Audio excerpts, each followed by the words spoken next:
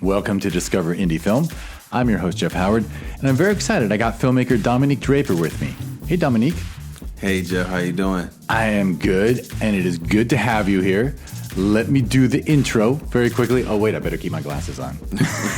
I tend to take them off to talk. I'm not used to wearing glasses. All right, so your film, Hell of a Child, was at the Sherman Oaks Film Festival last year. Oh, yeah. 2023. Took home the Programmer's Prize. And I do this thing now. I'm just going to read your log line that you gave us for promoting the film. Okay. Young and unnurtured, a child is berated. Oh, I got to move this thing. Berated by the ways of the world with the need to survive, but is faced with the inevitable defeat. That's how you wrote it out. Yes. And it is a powerful, beautiful film. I actually watched it again like in the last hour because I'm like, okay, Dominique's coming over. We're going to talk all about your life and work, and you know, I know you're still in school, so a lot for us to talk about. But it's just such a powerful film that I wanted it fresh in my head when we were talking. And God, that's probably like the fourth time I've seen it, right? Because like I tend to see things multiple times. Right. Like in our warm up, I warned you my wife might walk in. Like I always show her the good ones. So I tend to watch. I watch submissions, and then she comes home, and I watch them again with her, and then I see them again at the theater, and then I watch yours again. Like now, getting ready for this podcast, and it's just really good filmmaking and really powerful and really personal. It really strikes me as authentic. So, is there somewhere people can watch it yet? Is it? We have a link on Vimeo. So if you go onto our Instagram or Draper Board Media, you'll be able to see the Vimeo link, which you'll be able to click it and watch it there. Perfect. And I'll shift into podcaster mode and say that'll be a clickable link. We will make your social media a clickable link so people can go to the show notes of this and just tap on it, and they'll get to there, and then they can watch it because it's a film people should watch for sure. I want to thank you, Jeff. First, thank you to the Sherman Oaks Film Festival because that was an amazing experience for us. I think that was our first festival in LA, in the California area.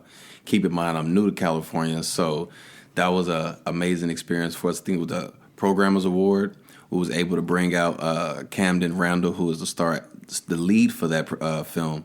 And again, just getting the feedback, able to see it up on the big screen, and again, getting the feedback from you all. Like, you know, it was one of those experiences at USC where I didn't expect that film to get as much feedback as it did. So once we got that award, believe it or not, I took a picture. I think I took a picture on Instagram, right, on my story, and came back to school, and I walked by the guy and was like, hey, most people call me Draper.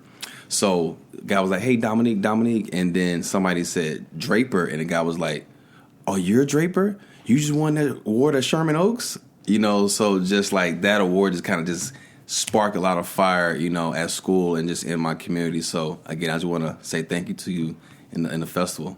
I thank you for sharing that because it obviously means a lot because that's exactly why we're running a festival, you know, is because we want to celebrate films like yours. Yeah. And it is, I'm going to jump, instead of asking you for your life story, which I'm going to. Okay. But before I ask, you know, where you grew up and when you came to LA and what made you decide to get into film, I'm just curious. I'm going to ask you because of what you just said. Because you obviously probably screened it at school too. Before. Yep. And then were your theatrical premiere, but it's just different. I'm just assuming it's different to have it like being seen by strangers at a theater off campus. For sure. So, to be honest, it's a different, I think it's a special film. At SC, a lot of, especially with me being undergrad, and we'll get into that, but my experience, having a little experience with just life, you know, I threw all the filmmaking experience out the door when I got there. I came into it open, so just coming into it with life, having that life experience, that story was one that was on my heart. For, I think Yummy died in 92 or 93, but however, Tupac, I remember watching it in 95. So I remember learning about this kid in 95. So just having this life experience, working at different jobs, customer service, just different things, and taking this with me. So when I went and wrote this story, it was from, I believe, a more seasoned perspective from life, you know, whereas a lot of those films have maybe been from a filmmaker that haven't experienced much, just as much yet, you know. So I was a little bit worried on how it will be received at school because I was, you know, to be honest, the only black student in my class, you know, which was okay, you know, we're branching out, but I'm older and it's definitely a much, you know, I don't want to say a darker story, but it's a reality, raw story. And, it is. It's raw and it's authentic, like you said, and yeah, that must. And it's. I mean, Lord knows it's always different to be in a situation where. I mean, you don't. It doesn't sound like people isolated you, but to be the sole black person in a program and to be older than everyone else. I remember when I went to college, like. I always thought that everyone who was older, like everyone who took some time off, whether it was for work or the army or something else, like those older freshmen always had a leg up. Yeah. I felt like it was an advantage to be more mature when you got to school. It helped. It helped a lot because I think, you know, I admire the students that are there now at 21, 22, 19, because whether I had like life skills or not, they're there. They're there. You know what I'm saying? So they're there now. So I'll take my hat off to them, but I do appreciate my journey. You know, my journey, and now I'm ready. I know what I want. So when I got there as a transfer, you know, I went to community college in Texas, in Houston, transferred from a community college, and I knew what I wanted. I knew I was coming to USC. You know, funny story, you know, when I went to I was trying to avoid algebra, guys. So, you know, my first time going to college, it was rough because just with the dyslexia, like, you know, that algebra was just kicking my butt. So I was trying to figure out every other way to do it. So whether it was, what is that? Not Full Sail, but it was LA Film School. Yeah, I've heard of it. Yeah. So LA Film School, it was during a pandemic. Or right before the pandemic. So I'm like, what can I do to better myself? You know, because I feel like I was just hitting the ceiling and doing indie film work in Houston. And a friend of mine, I did a year, maybe like 13 months at LA Film School online, and it wasn't challenging. I was getting A's too easy, and I'm not in it for the easy grade. I'm like, I'm not feeling challenged. So my friend of mine asked me, how bad do you want it? And I Googled, what is the best film school in the country? I'm first generation high school and college, so just want to give y'all context that I don't know these things just yet. So I Google, you know, that's a resource I have to me is what's the best film school in the country for undergrad? USC came up. So I contacted undergrad, you know, the undergrad admissions office and tried to figure out how to get there. I went to community college for 2.5 years and I applied to that school. That's the only school I applied to. Amazing. Well, let me back you up, even though I was thinking of saying something rude about the other students, because I just think a lot of people go to college and they're not even thinking about it. But they're not. There are people like that. But so you grew up in Houston? Yes. And when did you develop a passion for film? Was it younger or it came about a little later? I think, you know, when people ask me like, what are you, director, writer? I say I'm a curator. You know, the earliest I can remember the arts is, so my father is a music executive. So I always, it's independent, you know, in Houston hip hop. So I grew up watching the indie hustle, the indie grind. And I remember one time I said, you know, Dad, I want to be a rapper. And he said, rapper, son, you should be a business person. You know what I'm saying? He was teaching me about the business of it. And then and how I can still be creative in that, you know, and so, I used to like taking pictures a lot. So my grandmother bought me this Polaroid that I still have, this green Polaroid, you know, the instant joints that take the picture out. And I just fell in love with stills, with just still images. So I took a lot of pictures. And high school, Miss Baker, it's called BCIS. This is a computer class where they teach you how to do computer basics. But then she had an advanced class and said, Dominique, would you sign up for this class? And I'm, you know, high school students are always looking for an easy grade, you know, but she taught me how to use Photoshop. She taught me how to, you know, manipulate images, and that started making me just even be more creative because I like the Source magazine growing up, or Double XL, or the Jet magazine. So I'm like, okay, I can create images that's nice. Then she showed me we made a PSA in Adobe Premiere. Now she's showing me how to make motion pictures. this is 12th grade now. So I've caught the bug. So when I graduated, my father bought me a Canon T2i, and I went to work. I was shooting music videos out of high school and short films since then. And, two questions, and you can answer them in whatever order you want. Were you also into storytelling as a younger person? For sure. Yeah. Always. Yeah, because you seem like a natural storyteller. Always. Especially with the film.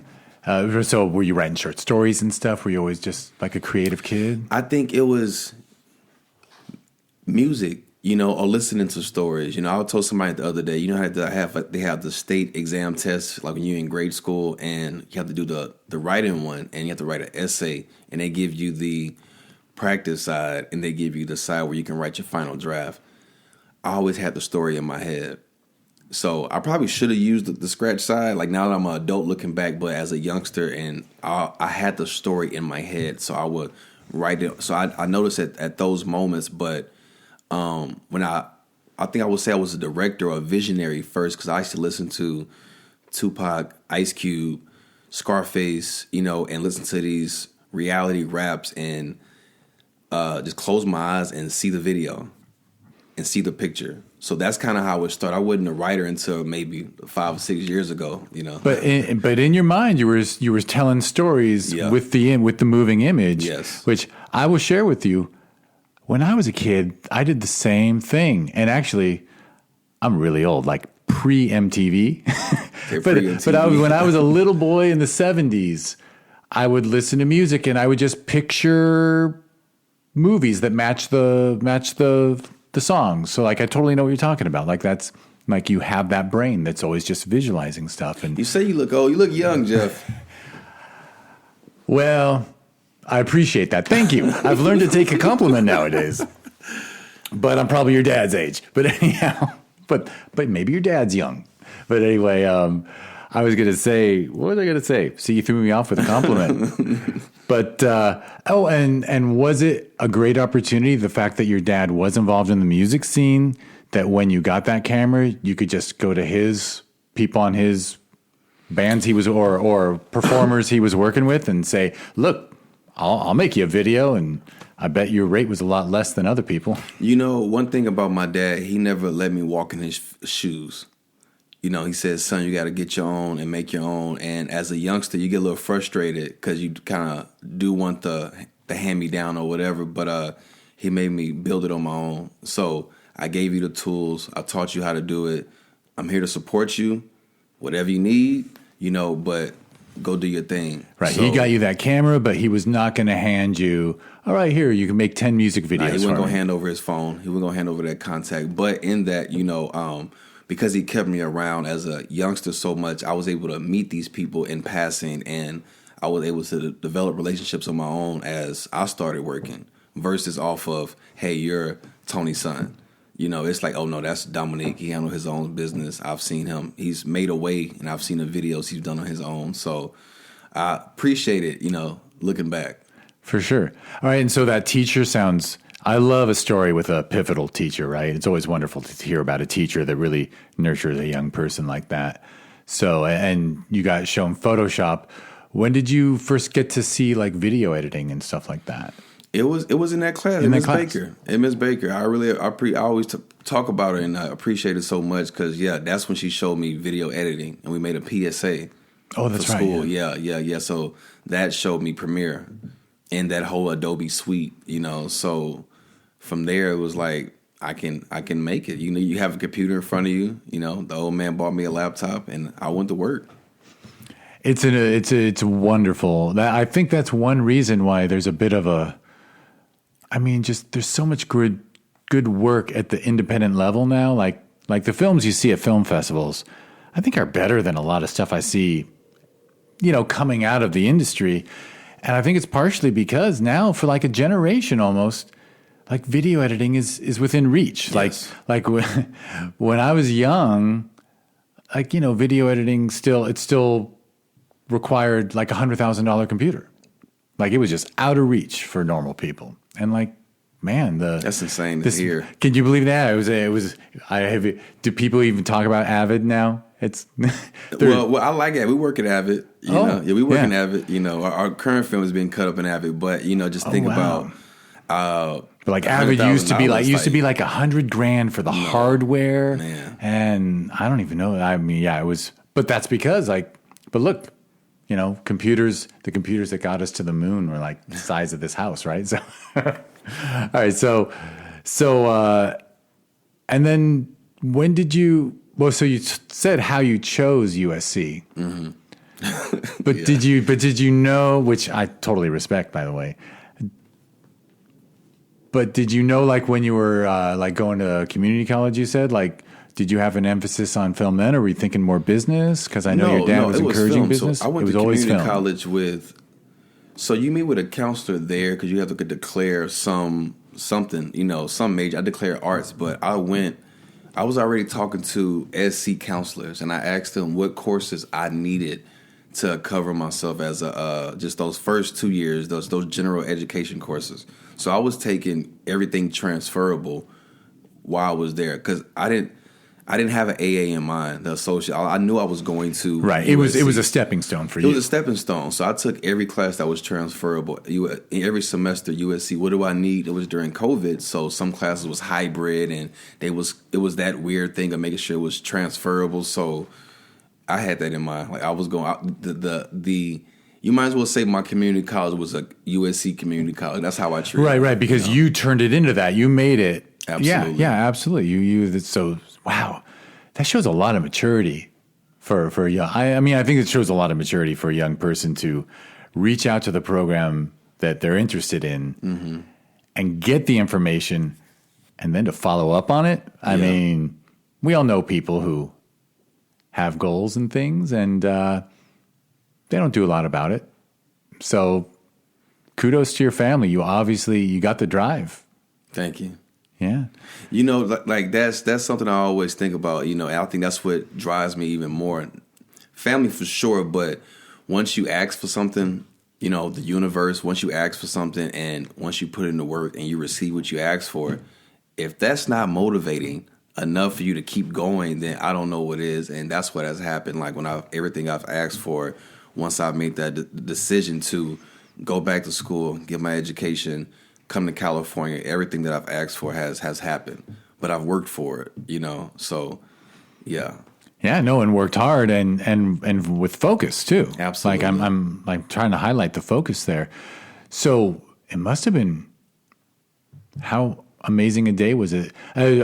Actually, it's been so long since I went to college. Do you still get a big, thick envelope in the mail, or is it an email nowadays? Emails. I can't It's a flood of emails, I can't man. believe you get emails instead of it used to be so exciting to get like, well, by the way, in the 80s, if you got a thin envelope, you knew you were out. That was And it. if you got a thick envelope, you knew you were in. So like when you got the mail that day and you saw, whatever college it was, and it was a nice big envelope, you're like, I got in. Yeah, I guess you can't tell with an email. Funny enough, so I graduated high school in 2010, and a lot of my buddies then, it was letters. It was letters still. Like you're waiting to get your letter in the mail from the school, your acceptance letter. But when I went this go around, it was an email with the celebration and the confetti coming down and stuff like that. So still a cool experience, but ain't nothing like that. Waiting for it, But also, you were so focused on USC that I'm sure that was just an amazing day. It was. Funny. I had a dream about that. Like so, like you get like a call where they kind of call like the interview the student or whatnot, and the night before, I think they probably call like I got an email maybe like at 12 o'clock. No, maybe like around 11 o'clock in the morning, but like 4 o'clock in the morning, I remember having to use the restroom. I remember this, and I went back to sleep, and I had a dream that I had a call from USC. But it's a dream, so I went back to sleep. I was asleep, so I went to sleep. Continued sleeping, got up, and I checked my email, and I seen the email from USC. So at that point, like I just knew it was destined. Like it was an alignment. That I was gonna be there for sure. And that was the email. Well, that was the email for the call, but it was just right. It was just I just felt it. Just what I'm saying? I just felt it going. Like I did everything that they asked for. You know what I'm saying? And if not, exceeded it. So honestly, if you don't accept me at this point, something wrong with you. You know, which honestly I think is a really healthy perspective. Anyway, I mean, I'm glad you got in, but we don't need to go to clubs that don't want us. Right. You do your best. You put your best foot forward. Yeah. And if you don't want me, then like people like. Oh, I shouldn't say this, but I like to say things I shouldn't. When when we send out the official selections for every festival, like, you get the email from us saying we'd love your film to show at our festival. We send out 50 yeses and like 750 no's. So out of those 750 no's, some people write back to us and it's not pretty. And I always just want to write back like, why, if you don't respect our opinion, that's fine. But like, why you mad? Yeah. like just, and often they'll write to us and say, you probably didn't even watch the film. I'm like, well, I always say, would you like a free pass to the festival so you can come see the films we accepted? Because if you still think your film's as good as theirs, then there's no hope for you. I would love to. I would love to one day, and whenever y'all have me, is be a part of that so I can watch the film. 'Cause I really enjoy it. Like Sherman Oaks was probably the first film festival I've attended. I've went for my project, and you see how your project. You always want to go and see how your project stands up against other projects, And I've been to other ones after Sherman Oaks and was like, man, I wish they had the committee that was over there. This project's too long. You're able to see, like, you filter it out, So I can only imagine those 270 that was bothered. We got some work to do. They got work to do, and it is. I appreciate what you just said. I mean, yeah. I mean, we also we only care about quality. Yeah. Like, what can I say? So, and that's what we wanted to do with Hell of a Child. Like, it's a student project, but I wanted to have a quality story. And yeah, it's not the glitz and glamour with the lighting, the gaffer, and this and that. But hey, you got a camera, you got some audio, you got the editing and stuff. Like, let's not overthink it, because I think sometimes filmmakers, I know it. She has a camera right now. Like, most people have cameras and overthink making a story. You have a camera. Go out and do it. Don't worry about the big bucks if you haven't made the first buck. Go make that first project, mess it up on your iPhone, try to go through the process, working with talent, scheduling, because it's not as easy as it looks, but with that project, I wanted to focus on making a good story, and everybody believed in that story. That young man, Camden Randall, believed in it so much. His family brought him out. I think we shot for like 2 weeks, but I asked them to come out from Vegas a third week, the week before, just to do rehearsals, and they really invested into it, and you see that in his work. Oh, he was amazing. All right, before we get to Hell of a Child, let me ask, before you come out to California, was it all music videos, or did you try a little bit of scripted stuff, a little bit of storytelling? I had quite a few. So I did a feature film in 2012. Oh, wow. Yeah, so a buddy named Kevin, well, it was Damalaire. He it was a college project. He brought a script, and because I was doing music videos in my neighborhood in Houston, that got me buzzing. So he wanted to, okay, well, Draper, can you shoot this film? Supposed to have been like filming it during the winter break that you have for school, maybe 3 or 4 weeks. But like me, when I get involved with something, if I'm the janitor, I'm going to be the best janitor. So I happen to be the director, producer, editor. It was indie guerrilla. No permits, just nothing, raw, but I see how everybody was getting involved and was so happy to be there and enjoying it that I see it was bigger than me, and I had to make it something. So we went from 2 weeks of filming to 2 months of filming, and this is my first time doing a feature project, and then I edited, I put all videos down, and because I had to focus on editing for like a year. My first time editing the feature, organizing files, like real live stuff. I needed an assistant editor, things people don't think about. Yeah, you were your own assistant. Absolutely. You did all that work, and then you did the creative work. And and editing. I mean, editing a feature does take that long for one person. Yeah, so we put that out in 2013, and then from there, I see how much that was a lot of work, taxing, a feature film, indie, small budget. So I'm like, okay, let's focus on shorts. Then it was just a lot of short films. Music videos was okay, but I was just falling in love with storytelling. working with friends, scripts. Hey, you got a script? You're a writer? You got a writer? Give me a script. Taking scripts. I had a camera, and I had some lights and I had some audio. No excuse. Let's go film it. So I did that repetition. And then again, like I said, how can I meet people in the industry? How can I meet other filmmakers that are serious about their craft? In Texas, a lot of oil and energy, whereas out here, naturally, everybody's a creator here. The first festival I ever went to was in Houston. What was it? Really? World Fest Houston. Okay. As a film festival? Is it still going? Yeah. Nah, I ain't heard of that one. I wish it did. Okay. It was run by someone a little, well, I won't say anything bad about him. He took my first film, but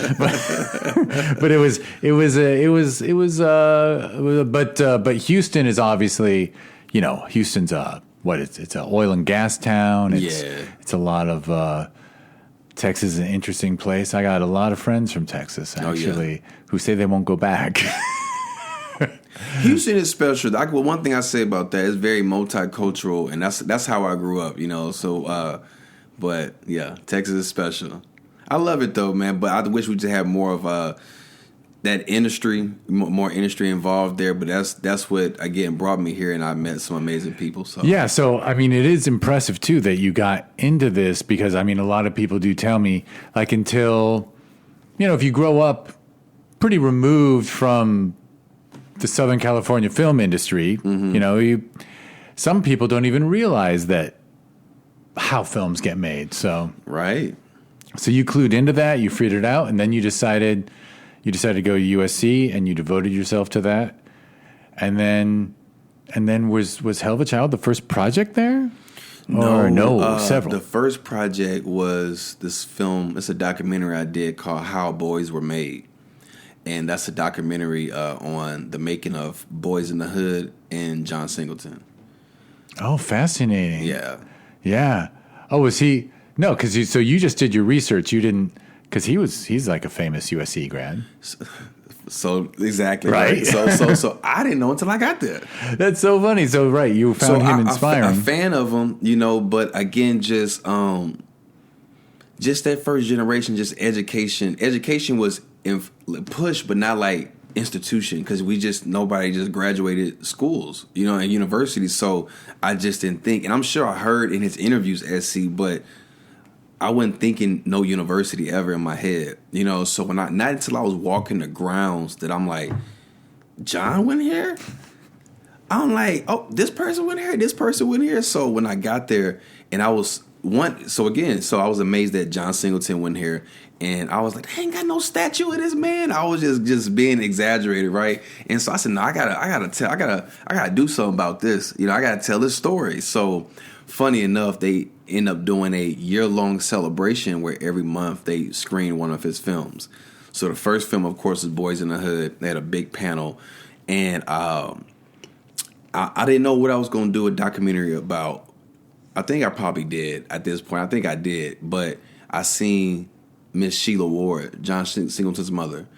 And so I went and introduced myself to her and just said hello, and that was it. But when I left this screening, I said, okay, this is going to be my doc for this class. It was the semester right before Hell of a Child. And so I put together the pitch deck, how the whole process, and instead of going to her, because I wanted her to be a part of the doc, but instead of asking her first every time we did a screening, I always stay behind and meet the people. So I met people that worked on either a project with John or was an actor or somebody on set and got their blessing to be on part of my project. And then at like the fourth screening, I have a little iPad with me. I'm getting ready to walk up to Miss Sheila and pitch it to her.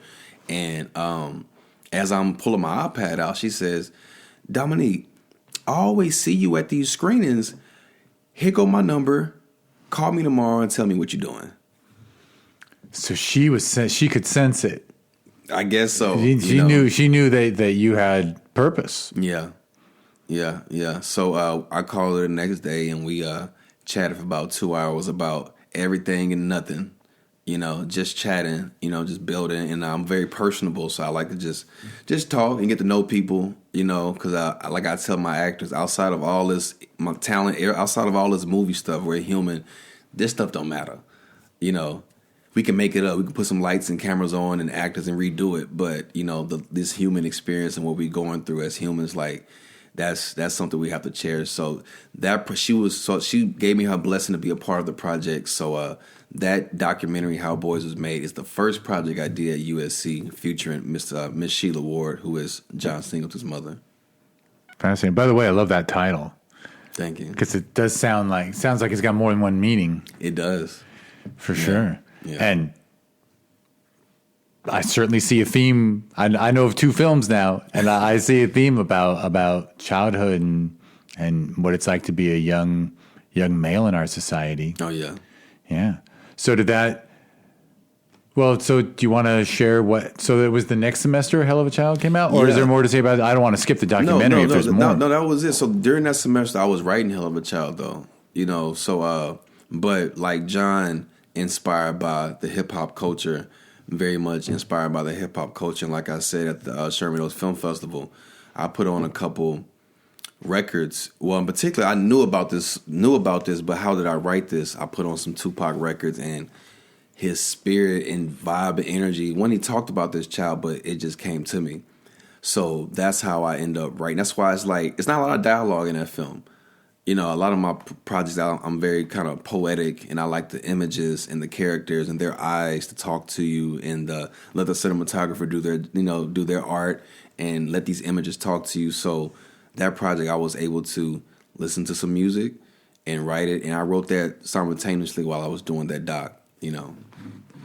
Excellent. And even in the beginning, you knew exactly, well, because you've been visualizing cinema most of your life. So, yeah. So as you're writing it, you're writing out the imagery, you're writing out his morning, what he goes through, the neglect, just what you can see in his environment. And there's a little bit of dialogue when here and there, but just enough to make it, I mean, actually, I'm a huge fan of films that actually focus more on the visual than dialogue. I think the testament of a great film is often if you can turn the sound off and still know exactly what's happening. Right. Which, not that I don't love dialogue, but I love it as well. Yeah. Yeah. But it's got to have both, right? You can't have, whatever. So, like I'm the king of all cinema, but which I'm definitely not. Just a fan. So just a fan. Just someone who appreciates the art and yeah. By the way, I wanted to add another thing. Just what you said. It is. Art is so important to the human experience and storytelling. I believe that like the human mind was made for storytelling. Like, we used to just gather around a campfire at the end of our day and share our days with each other around a campfire. Like there was before electricity, before everything. And so I think that's why we still crave it. We still crave conversation. We crave stories because it's really what we evolved with it. So, but also I totally appreciate what you said of we're just making a movie. Like, obviously brain surgeons have a little more, you know what I mean? Exactly. Like there's, oh my goodness, there's a woman on this podcast last week we recorded, she's helping feed people in Gaza. I'm like, well, you are now, I have no hesitation saying that you're a more wonderful person than I am. Right. Because I just think, there's really important things to do in this world. And I do not mean that being an artist is not important, but I love the perspective of we're making films, we're telling stories. Like this is important, but it's not worth hurting people over. It's not worth causing damage. Yeah, it's the opposite, right? It's to uplift. Right, and to educate. And the biggest thing for me is to educate with art, And you do it, well, I'm going to say, I've only seen one film, but you do it the right way, which is the lesson is there, but the audience has to, you're not hitting people over the head. Absolutely. You're just sharing something. You're telling a story, and then the audience gets the message, but it's going on inside their hearts, right? Right. Want to make them feel something. That's all we want. That's all we want. That is when people say a film was boring, it's because they're just not feeling it. Right. They just don't, All right, so you wrote it while you're doing the doc, and then it was part of a class? Yes. And was that just a good experience working with fellow students? One of the cool things about film school, I guess, even at the undergrad level, is like you don't have to worry about crews and equipment and stuff. Like it's all part of the program. To a degree, it's special in that class that we took 310. They assemble the immediate crew, the trios, but you still want to build, allow that to be. I'm here. I'm not going. If they give us a minimum of 4, how many more can we get? That's my question. How many? What's the max? Can I have and an you'll go off director? on your own to get what you need. To make it, because we're here at this prestigious school. There's so many avenues. I always say this. When I first got there, literally my first day, I went to the 4th floor. I didn't know what the 4th floor was. It's the dean's floor, dean's suite, and the professors and stuff. But knocked on and went in any door that was open, all the way down to the 1st floor. Excuse me, can I help you? I'm like, I don't know what y'all do here. We're here, and there's so many opportunities for us. And anything you need film related is in this building. Go ask for it. So that was my approach when I went for Hell of a Child, and that's why it may be a little bit more polished than a junior thesis film at USC, because what all can I do? I mean, you did your own orientation there. You just went and you oriented yourself to your environment. For sure. It's probably another reason. It probably helped that you were more mature, I assume, than an 18-year-old. Because I knew what to say. I'm glad you said more mature, because then I've always been outgoing as far as I can speak, but and I'm not afraid to ask. But when you're older, you just not even older. When you know what you want, you know what you want. And I knew what I wanted, and I went after it. That's wonderful. That's great. All right, so then you're working on it. How does it come together? Actually, I just go ahead. Treat me like I don't know anything about film school, because I actually kind of don't anymore. It's been okay. Been a million years. So they put you in trios. Groups of 3. Y'all alternate between director, of course, writer. What is it? Editor, cinematographer, sound, and the production roles would be, what is it? Producer, sound, DP, and director. And every 4 weeks we'll rotate. So the first couple of weeks, 4 weeks, will be you directing your project, and then next 4 weeks my project. So it's helping each other and help build crews there. And that's it for junior year. Senior year for undergrads, they have to crew on to apply to be a director for maybe 3 or 4 scripts that they select, that the school funds, and build a bigger crew around. So senior year, I didn't get selected for one of those thesis films. I worked on a TV script, a TV show class, but I didn't get selected for a directing for the senior thesis.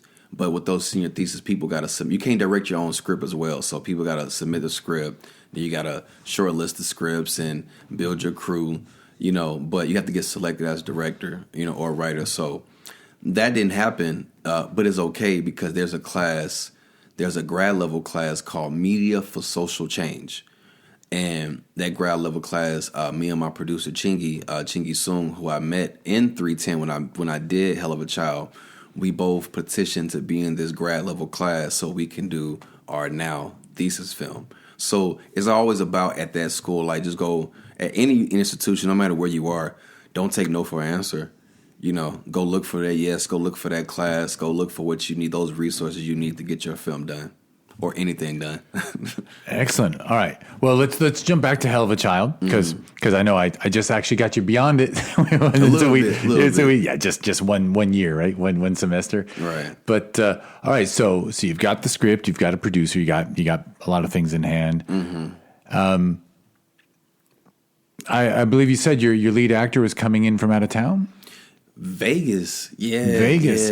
Yeah. I mean, I don't blame you. That young man was mightily impressive. I mean, so good in the role. And actually, I will always remember that Q&A. You brought him up with you for that Q&A, and so mature and polished. Very articulate. Articulate young man. Smart young man. So, I mean, it's so, a lot of people do have kids in films, and sometimes a kid will come up and they'll sit on the stage next to me and they won't speak the whole time. And he was so eloquent, so intelligent. It was really appreciated. But so how did you end up casting him? Was why I brought him up. Yeah, we used Kyra Sullivan. Shout out to Kyra. She helped us go through the casting pool, but then again, like when I seen him, Kyra's real big. She's like, just meet him. So she had like just teaching us how to go through the casting process. So when I met him, outside of seeing his tape, and then let's back up. So the tape process, I have them do, if they can, right? So have them do it in 3 ways. Have them do it like at a chill, give it to me on fire, and that third time, give it to me however you interpret it. Just let me just see, so I can see some range and just see what's going on. And he was able to do it. And then keep in mind, he's auditioning lines with no lines. Because, like, there was minimum dialogue, so he was having to get up sleepy and do this stuff, like, with no direction. I just gave him, like, wrote something on a little, casting thing, and he was able to deliver. And then once I talked to him, and again, like, you see how the young man talks, I'm like, oh, and I don't talk to kids like kids. I was a kid, nobody talked like my dad didn't talk to me like a kid. It was like a young person, a little person maybe, but not like a baby. So he picked up what I was putting down. He got it. He's real cool, and we made it work.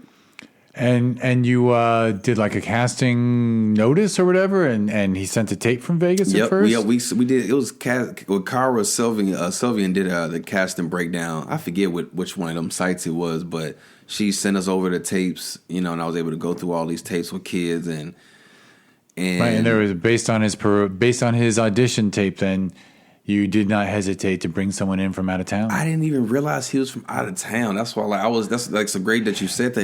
He was great. I don't know where I missed that at, or maybe they put Los Angeles. You know how I go with talent sometimes, but regardless though, they made it work, and I remember thinking like, oh man, I hope mom don't get tired one day and just not come, but nah, she ain't sweat. Her and dad jumped in the car and drove him in the back, took us a little behind the school, and by Monday, and we made it work. Made it work, and you said you. My memory's correct, right? A week of rehearsal you actually did, and then the week before you had him come out. Had him come out and just do some blocking rehearsals because I like preparing.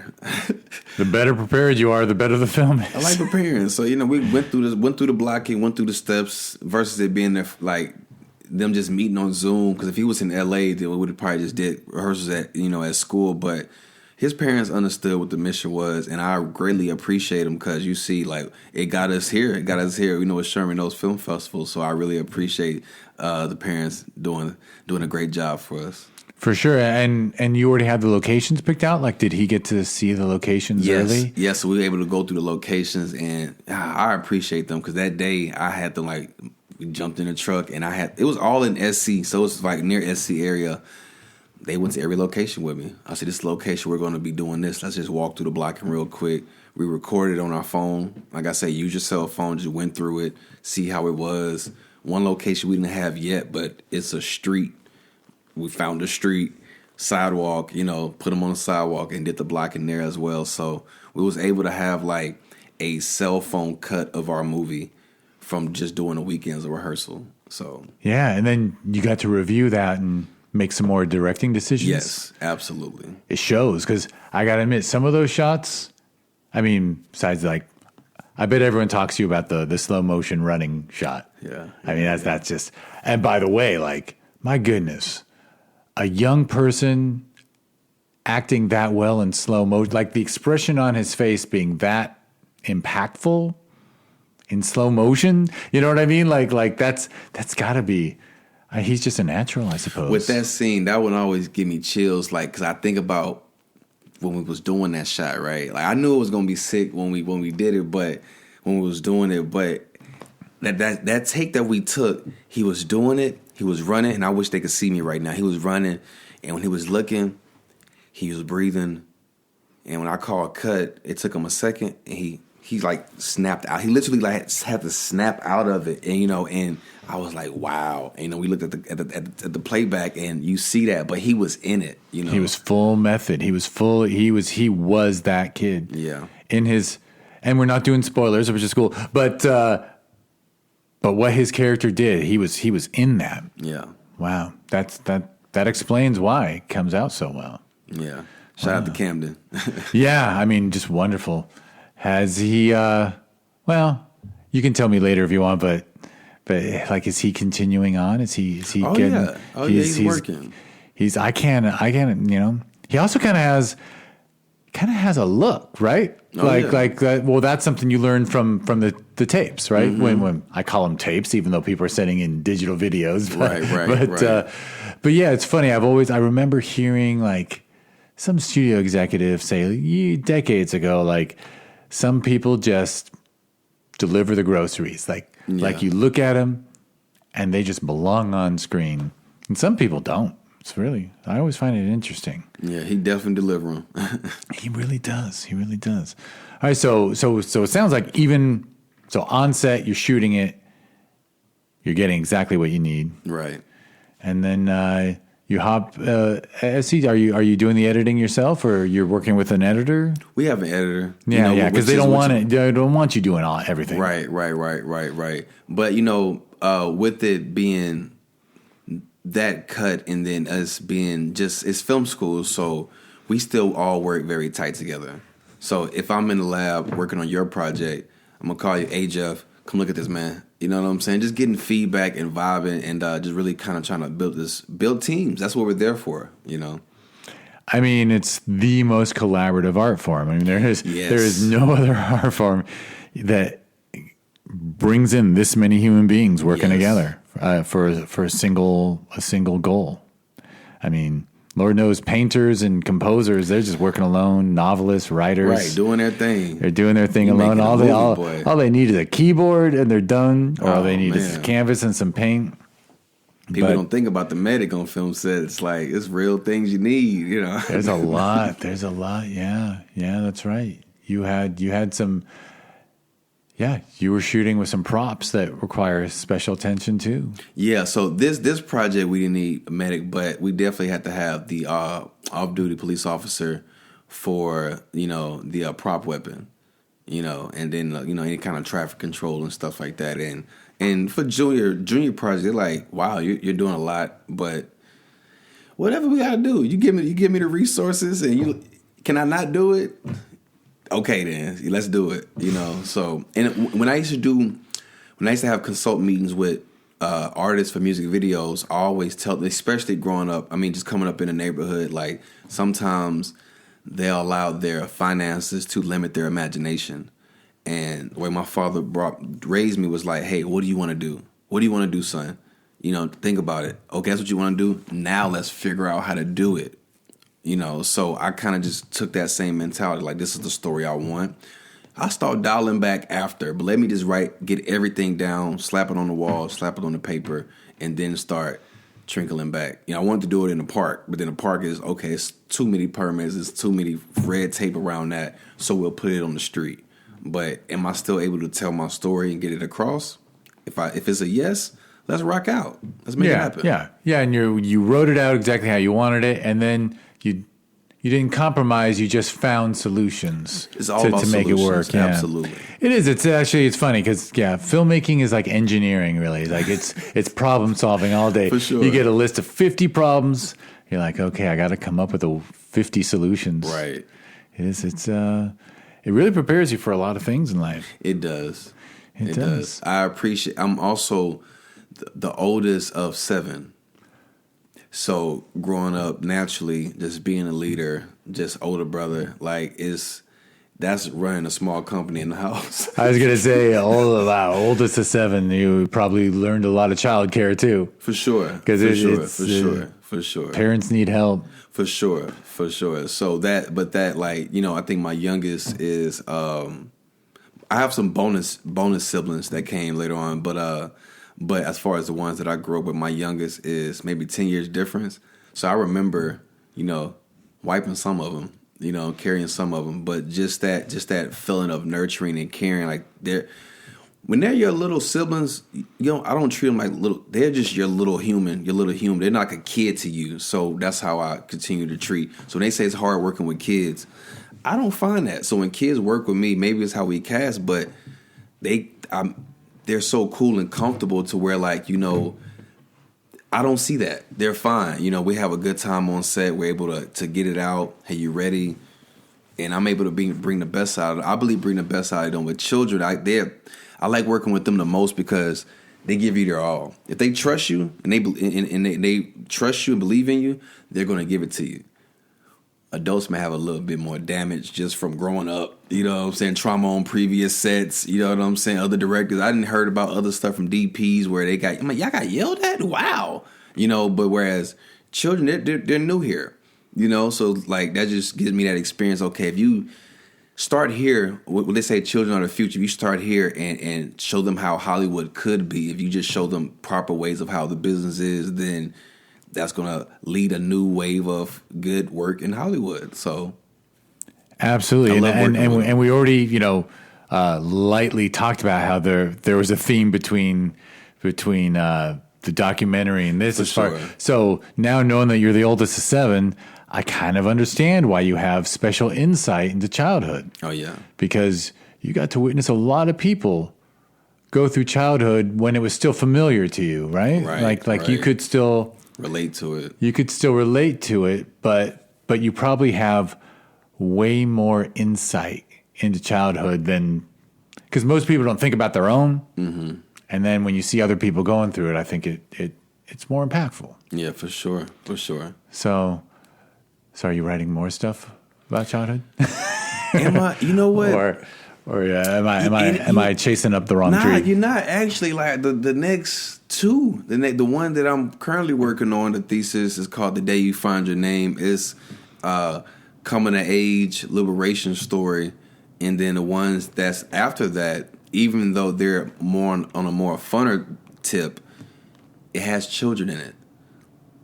Like I think I'm just not gonna get away from it. I enjoy working with them. I enjoy writing the stories for them and just to see them blossom and it's fun on set. It's fun on set with kids. They playing games. We get that. It's a lighter environment, so I enjoy working with them. I mean, I think kids are the best personally. Yeah. I am one of those people who, like, if you're at someone's house for the first time. Mm-hmm. And, if there's a couple kids or a dog, I might pay a little more attention to the kids and the dog than the adults. Right. The kids want to play and stuff. Like, they doing fun things anyway. So, like, that's. So I used to work for. I used to do like DirecTV. I used to install DirecTV, and so I used to be in homes, and the kid would be doing stuff. But like, so I think that parents used to allow them to bother the cable man just to give them a break. But I used to have fun. I have like 4 remotes, and they need to put the batteries in them. I say, "Hey kids, can you do me a favor?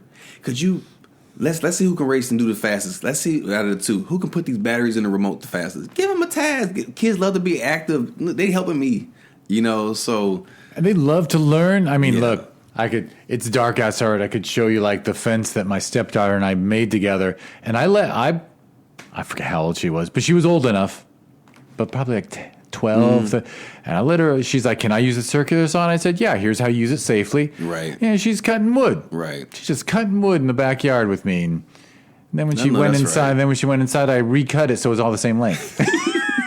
But I still let her do it, right? Because kids just love to be helpful, actually. For sure. It's very funny because some people think that they're not focused and stuff. But no, you give a kid a task, and they are appreciative. Yes. Yeah, see, you get that. Absolutely. We was all once kids, where I think sometimes adults forget that. Like, you was once a kid, and, mom's cooking and show you what you want to help her, whatever mom or dad is doing. You just want to be helpful, like you just said. You just want to be helpful. One of the greatest days ever is when that kid you've been showing stuff in the kitchen someday cooks you a meal start to finish. I mean, I don't care what it tastes like. That's the best day. Has it happened for you? It happened, yeah. Okay. Yeah.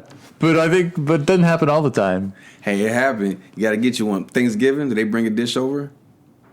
Any holidays when y'all any kind of like tradition when y'all cooking or anything like that? Yeah. In fact, we used to do the very arduous task of like peeling and grating potatoes together for like an hour. Yeah, crazy stuff, good stuff. I know it is. Work. You are reminding me just because, of course, now I got a teenager, so needless to say, her work ethic is devoted to school. Definitely, I got homework. I'm like, sometimes homework is doing your nails, isn't it? But do what you gotta do. But everyone needs to blow off some steam. Right. All right. Well, so you mentioned 2 more projects that you're working on. Is there, you got more planned or right? I mean, well, what website are you using to raise for the one you mentioned? I'm sorry, I'm forgetting. No worries. So it's and we'll put it in the chat, but it's on our Instagram at Finding Afeni. Finding Afeni, you'll be able to find the GoFundMe for our crowdfunding to finish our thesis film. We just finished the 3rd week, so we just shot 6 days over the last couple of weekends. So we just have some couple pickups days that we're doing now, but it's been going great. That's excellent. Mostly during the weekends, or yes. We have classes during the week, so we film on weekends. Yeah. I mean, I do have a theory that I will hold on to forever, which is weekend projects. They're almost always better because you've got 5 days to think about it, and then you work really hard for 2. And like, I've seen films of people are like, actually, that was like 30 weekends over 2 years, and I'm like, that's why it's so good. Yeah, because look, I understand why they've got to make Mission Impossible in 5 solid months with 1 billion shots, right? And then they just get it all done, and then they cut the shit out of it and pay people to change everything digitally after the fact and add. But man, you know what I mean? Yeah. Like, I understand why they've got to concentrate all that work, but I think when you just let the art breathe, and you take your time. And when you're working on weekends, you're like, we can work 1 more weekend if we have to. If we don't get it right this time, we'll get it right next time. Like, I just think, I assume that's how a painter works. I'll throw this canvas out and start again if it goes awry. Whereas with film, you're like, well, we just had a big crew and actors and all this stuff, and we can't throw anything out. We got to, you know what I mean? So we used it to our advantage, because if we was filming 6 days or 9 days straight or 8 days straight, nobody want to change locations every day. Nobody wants to do that. Whereas we're shooting, weekends, so I'm able to change it for the next weekend at least, or maybe I could change it once that, like, for example, we shot 3 weekends so far. The 3rd weekend was all at Radford, the CBS studio, but for both days, so we didn't have to move nothing.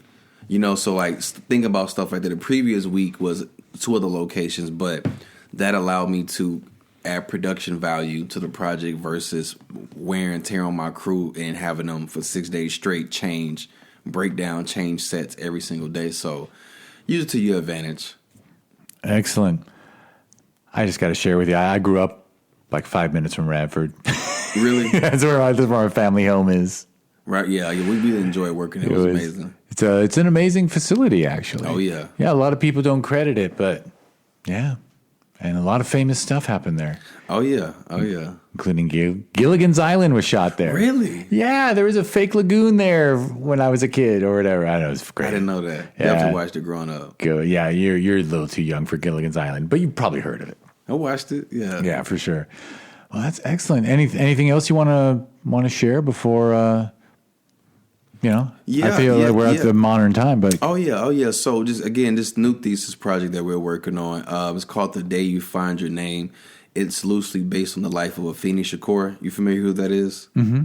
Okay, yeah. So we it's a proof of concept that we're doing. It's about roughly runtime about 13 minutes that we're doing here at SC, and this will be a proof of concept for the future film that I've written, and this will be like that. We're aiming it to be our launching pad for when we leave SC, because everybody got to have that thesis film when they leave, or you will want to leave with something written, something filmed, get ready to go on the festival. So this is one of those big projects that we're working on, and at this moment, just still collecting some closing funds so we can just bring it across the finish line. But it's specifically, it's a short, but it's a short with goals. It's a short that's a proof of concept for what you plan to be a feature. Absolutely. A feature and a important film. Right. Afeni was a revolutionary woman. A lot of people just know her as Tupac's mother, but so much more than that. I'll ask them, hey, do you know who Afeni is? They're like, oh yeah, dear mama, but they don't know the revolutionary Black Panther that she was. When we go into the emergency rooms, that bill that we see on the wall as far as the patient rights, that was due to Afeni and the Young Lords having renter strikes and hospital takeovers in New York. So some of those things be right in our face. This story came from a trip we took to Oakland. Me and Chingle actually went to Oakland, and when I went to Oakland, I was going to see a lot of Black Panther. A little naive, but I thought I was going to see a lot of Black Panther stuff, there. And I seen a mural of Angela Davis on the side of a liquor store. I said, okay, it's art everywhere, no problem. Drive further down, I see a mural of Huey P. Newton on the side of a liquor store. I said, damn, okay, 2 liquor stores. Let me see what else they got, So I Google. Going back to Google, I Googled where's the Black Panthers office? Where's the headquarters office at? And I pull up to it, and it's just a house. Like, it's just a house. There's a room for sale. People coming in and out. And I'm like, wow, like, this is a part of American history. And why is it not a museum? So, still driving around West Oakland, a little disappointed. And I see this big blue house, this beautiful blue house with a Black woman painting on the side of it. And it says, Women of the Black Panther Party. This is what I'm looking for. This is what my spirit was looking for. And it happened to be on Huey P. Newton's expressway near Mandela. I think Huey P. Newton and Mandela kind of intersect in West Oakland. So, knock on the door. Miss Jill Christina dedicated the first level of her home to the women of the Black Panther Party. I grew up learning about this stuff. You're hearing about it, the goods and the bad. But what I never heard about was that 3/4 of the Black Panther Party were women.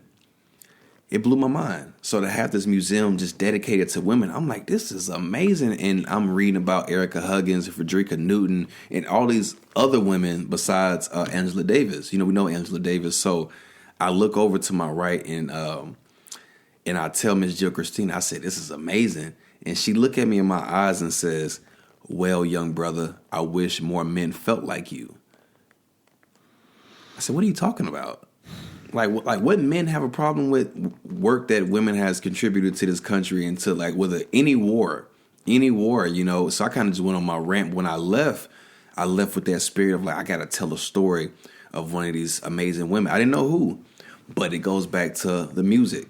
On my way home from Oakland, I put on that music and Pac came on. I'm like, oh, of course. Then I start doing my research on Afeni and just who this woman was. So her story that I'm telling is pre-Tupac. It's her journey. It's her coming from Lumberton, North Carolina as Alice Faye Williams and finding herself with the Yoruba women and gaining the name Afeni, which means dear one, lover of the people, and then going on to meet Lumumba Shakur, where she gains the Shakur name in the midst of all this, caught up in this COINTELPRO and just civil rights and stuff. So then become pregnant with Tupac. So it's so much. She has many movies, and I hate when they try to jam a biopic into 2 hours.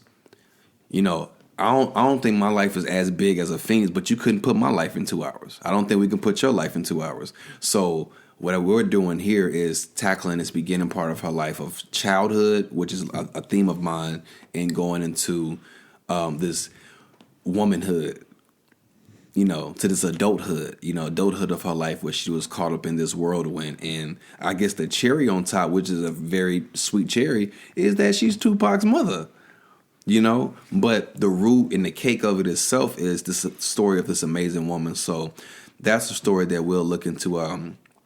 That would definitely be in festivals this coming fall. What's the spring coming up? Where, like I said, finishing our last weekend coming up soon that we're still raising some funds for, and we're excited about it, I gotta say, it touches my heart because, I mean, obviously, my education was not very thorough for things like the Black Panther Party and stuff, and you tend to, and there is so much focus on the men, and then and then you learn through cinema. Actually, I learned through film that there was way more about education and feeding kids and all kinds of stuff that women were contributing to. Yes. And the public perception is just wrong. And people need to tell the story. It goes back to just that, I thought about, I said, if it's 3/4 women, then that 25%, and not saying all those men was terrible and the misogyny in that 25%, but still that left a bad taste in everybody's mouth, and that's what we remember. And you forget about these amazing women's story. So to this day, Frederica Newton and Huey P. Newton's wife is still, his widow is still running the movement. She's the one that's still putting it on. It's like when all the men are gone and some of those guys that ran away and whatever happened it was tough, but the women standing strong. And I have to commend them. And the stories that, like you said, the ones we see, there is barely highlighted. So it was one that I felt a need to tell. And that's kind of what happens. No, that's powerful. That's powerful. And I mean, okay, we live in a world where you got to be careful how you say things, but I just want to say that like, I don't blame the men for overshadowing the women, because our entire culture, it was the culture. The culture was sexist. The culture devalued female contribution. Yes. Thoroughly, to the point that, the historians were male and the reporters were male. Photographers were male. I mean, it wasn't the fault of that 25% of the Black Panther movement. There were men. Right. It wasn't like they were holding women down. It's almost, thank goodness our culture is getting better. Right. We're not there yet, right? Obviously, but it's almost like that story of the fish in the water. Like, how's the water today? And the fish is like, what's water? Like if you'd said to them, like, the women deserve more credit, they're like, what are you talking about? Like, we give them all the credit we can, but that was for that time. Right. And now we're realizing just how little we valued half the population of this planet. Miss Jill Christina, she did an interview with a friend of mine, Micaiah Lee, and Micaiah had, because some of the most popular photographers during this time was Mr. Gordon Parks and Mr. Stephen Shames, and the most, like, all those civil rights images and Black Panthers photos mostly came from these two photographers. And the question was asked, if there was more women photographers during the movement, what kind of images would we have seen? And she's kind of like, she took a beat and she said, you'll see some badass sisters. And then after that, she said, but you'll see a lot of pain and hurt. You'll see it in their eyes. And she started describing these things that only a woman could express. So when I was doing this project, I'm like, oh, yes, I'm male, right? How can I be as true as I can to the story? Afeni, one thing about her, she connected with humans of all races, shades, sexualities. So I'm a human first, but how can I be more authentic with that was to tell this story from through a Black woman's eyes, a.k.a. lens. So with our cinematographer, Brianna Monet, that's who we have. We reached out to be a part of our project to help us tell the story of Afeni through her lens. So definitely making it very interactive and an empowerment story, but an empowerment set. Because not only, I think it's a movie, right? But the set and these experiences when I'm doing projects, I like it to be an experience exactly that. So creating opportunities for others, and I guess doing it intentional, being intentional about it. But again, like, I knew when she said that, like, you'll see pain, and she started naming these descriptions through a woman's perspective. I couldn't begin to start naming them. I can tell you what a guy feel and how I feel when something happened as a guy, but I couldn't begin. So I had to go to the source. I commend you, and I love that instinct to bring in someone whose point of view will enhance that, because we can't help, we never know what our blind spots are, but right. It's just commendable that that you're like, I need more female perspectives here. Absolutely. Yeah, fantastic. Wow, Thank you, Jeff. I'm so inspired. So inspired. No, I mean, look, this means it means a lot to me in our current world, and you know, by the way, I don't like when guys say this, but I'm about to, like, you know, as the father of a young woman, like, you know, not all girl dads are good guys, but you look at the world that the younger generation is inheriting, Right. and you just say to yourself, God, we thought we'd be further along by now. Thought things would be better. And I have nieces, so I think I have nieces, sisters, aunts, mother figures, important women in my life. So how do you not think about them, you know? I mean, if you don't, that just means you're a narcissist. Gotta be. Yeah, I mean, it's you know, the good thing is no one ever takes the word narcissist as an insult, because a narcissist assumes they're not.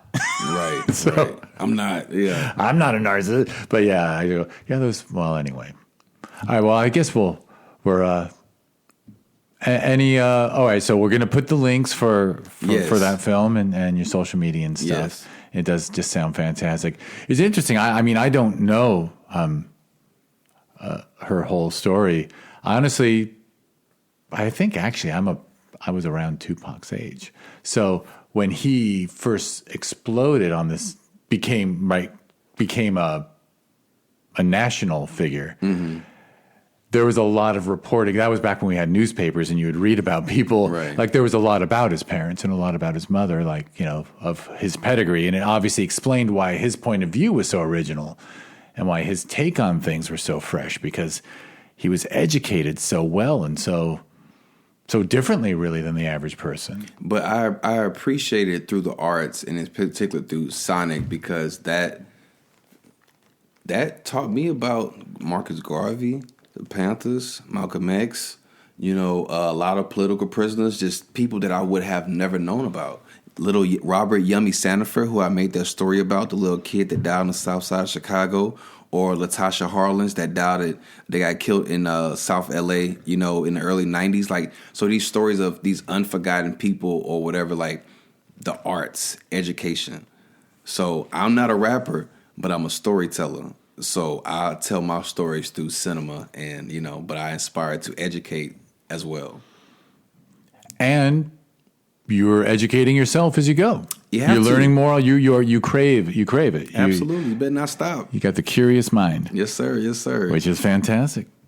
All right. Well, I appreciate you, Jeff. Thank you, man. I appreciate. Thank you, Dominique. I mean, all right. Well, I guess I'll wrap us up because the fun part is, I hope everyone enjoyed hearing that, because the podcast after this one, Dominique's going to answer the 4 questions I ask people. Okay. And that's a Okay. separate podcast. We were so busy chatting before I hit record, I didn't explain. We do an interview, and then we do those 4 questions on its own thing. So Okay. that's like a I was quick waiting for 'em. Okay. So that's a quick podcast all about where we just get to talk about films. I'm really looking forward to hearing. So we'll find out what Dominique's favorite films are, underrated, overrated, something lesser known for people to seek out.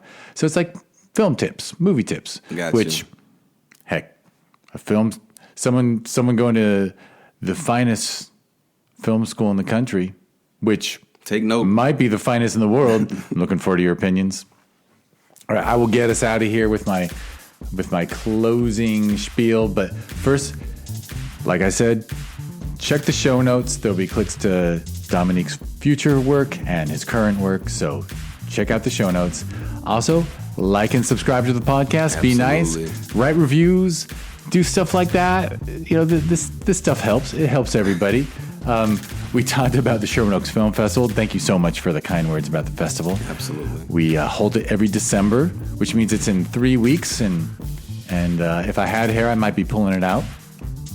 But anyhow, you can learn about that festival if you go to ShermanOaksFF.com, and on social media, it's always at ShermanOaksFF. It has a sister festival every June called Film Invasion Los Angeles. You can learn about that if you go to filminvasionla.com or at filminvasionla. And if you want to learn more about I didn't say this part. If you want to learn more about this podcast or a little TV series that was born out of it, go to discoverindiefilm.com. And on social media, it's always at DIFwins. And finally, because Yeah, I mean, I just don't respect my personal time. So there's a thing that people should check out called the Indie Channel. It's a streaming service devoted to indie stuff. It's got a socialist bent where 50% of all gross receipts are shared evenly among all the films, regardless of views and clicks and stuff. So go to indiechannel.tv or on Amazon, Fire TV, Roku, Apple TV, Android TV, or your smartphone. You can download the Indie Channel app. I normally just, because I can't help it, I say, don't watch cinema on your phone. I just don't. But I get it sometimes if you hold it really close. But no, I mean, people do that. Oh no, but honestly, our 17-year-old, I'll see her on that couch in front of a 52-inch TV, and she's watching Netflix on her phone. But I think it's because she has the earbuds in, It's and personal, it's right there. Yeah, and she don't want some old fogey walking to the kitchen being like, "What is that?" Like, very good kitchen. She loves horror. Anyway, Dominique, thank you so much. Thank you. And thank you, everyone, for listening. Peace.